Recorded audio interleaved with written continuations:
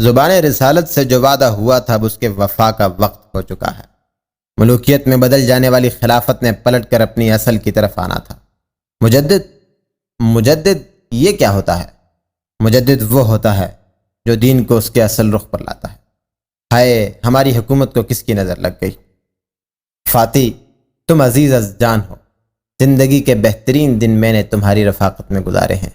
ان دنوں میں نے تمہاری خوشی کو ہر چیز سے بڑھ کر سمجھا ہے، مگر اب مجھے اس راستے پہ چلا دیا گیا ہے کہ اگر میں نے ذرا سی بھی غفلت برتی تو مارا جاؤں گا۔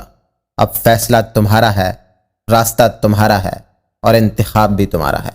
تم ایک شہزادی ہو، چاہو تو اپنے بھائیوں کے گھر چلے جاؤ، عیش و عشرت کی زندگی گزارو، کہو گی تو میں تمہیں طلاق بھی دے دوں گا، لیکن اگر میرے ساتھ رہنا ہے تو یہ سارا مال و دولت اور سونا جو تمہارے پاس ہے ابھی لاؤ۔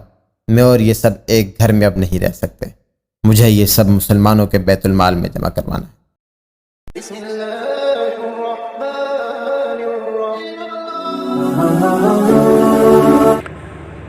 حضرت عمر بن عبدالعزیز کو پانچواں یا چھٹا خلیفہ راشد کہا جاتا ہے۔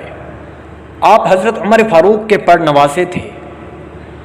آپ کا دور واقعی اسلامی دور کا عکاس تھا۔ آپ نے اہل حکومت، والی، گورنروں اور امراء کی مطلق العنانی اور ہر لحاظ سے ہر طرح کی آزادی کو ختم کر دیا۔ ناجائز قبضہ شدہ جائیدادوں کو لوگوں سے چھڑایا، حکمرانوں کی شاہ خرچیوں کو کنٹرول کیا، شاہی استبل میں زرق برق گھوڑے تھے، نیلام کرا کے رقم بیت المال میں جمع کرائی، یہودیوں، عیسائیوں اور ذمیوں کو مناسب مذہبی آزادی دی، باغ فدق اہل بیت کو واپس کیا، خلفاء پر تبرع کو سخت جرم قرار دیا، بے جا ٹیکسوں کو معاف کیا۔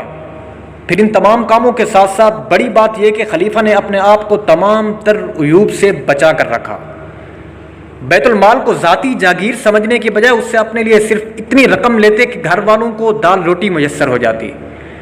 علم و فقہ اور تقوی میں آپ سے بڑھ کر کوئی نہ تھا۔ خلافت ملنے کے بعد ایک مرتبہ حج کے لیے بے قرار ہوئے، لیکن رقم نہ ہونے کی وجہ سے حج کے لیے نہ جا سکے۔ اسی طرح عمر بن عبدالعزیز نے کل 2.5 سال حکومت کی اور اتنی ہی مدت میں ملک کی کایا پلٹ دی۔ ہر قسم کی ظلم و زیادتی موقوف ہو گئی، نسل و قوم کا فرق مٹ گیا اور امیر و غریب ایک درجہ پر آ گئے۔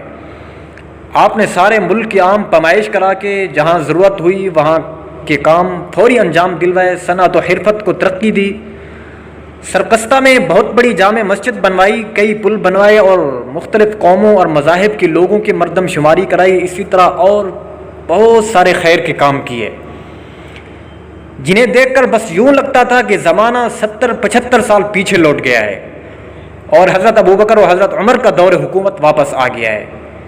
اسلام کی روح جو بادشاہت کے دور میں مٹ چکی تھی اب پھر سے زندہ ہونے لگی۔ بے شمار لوگوں نے آپ کے دور میں اسلام قبول کیا۔ خود مسلمانوں میں بھی شاعر اسلام کی طرف خوب توجہ بڑھ گئی۔ ہر طرف اللہ اور رسول کا ذکر ہونے لگا اور لوگ جو دنیاوی ریس اور مقابلہ بازی میں لگ کر آخرت کو بھول چکے تھے انہیں اب پھر سے آخرت اور حساب و کتاب کا دھیان آنے لگا۔ دنیا تو ہمیشہ دین کے قدموں تلے رہی ہے۔ یاد کیجئے کہ عرب کے بدوں کے پاس کیا تھا، لیکن اسلام جو آیا تو چند ہی برس میں قیصر و کسریٰ کے تخت ان کے قدموں کے نیچے آ گئے اور مدینہ منورہ سونے چاندی اور ہیرے جواہرات سے بھر گیا تھا۔ حضرت عمر بن عبدالعزیز کے وقت میں بھی ایسا ہی ہوا۔ دینداری بڑھتی ہی ہر قسم کی ترقی کے دروازے کھل گئے اور بلا ظلم و زیادتی کے دولت کے ڈھیر لگ گئے، اور اب یہ سارا مال و دولت مسلمانوں کی فلاح و بہبود میں خرچ ہونے لگا۔ جس خیر کے کام کا پتہ لگتا فوراً اس کی تعمیل شروع ہو جاتی۔ اسی لیے تو تاریخ کے تجزیہ دان کہتے ہیں کہ اگر عمر بن عبدالعزیز رحمہ اللہ کو 2-2.5 سال کی بجائے 10-20 سال مل جاتے تو خدا جانے یہ دنیا کہاں سے کہاں پہنچ جاتی۔ لیکن دشمنان ملت ہوں یا ذاتی غرض کے بھوکے بھیڑیے، ان کی ہوس بھلا ان حالات میں کیسے سیراب ہو سکتی تھی۔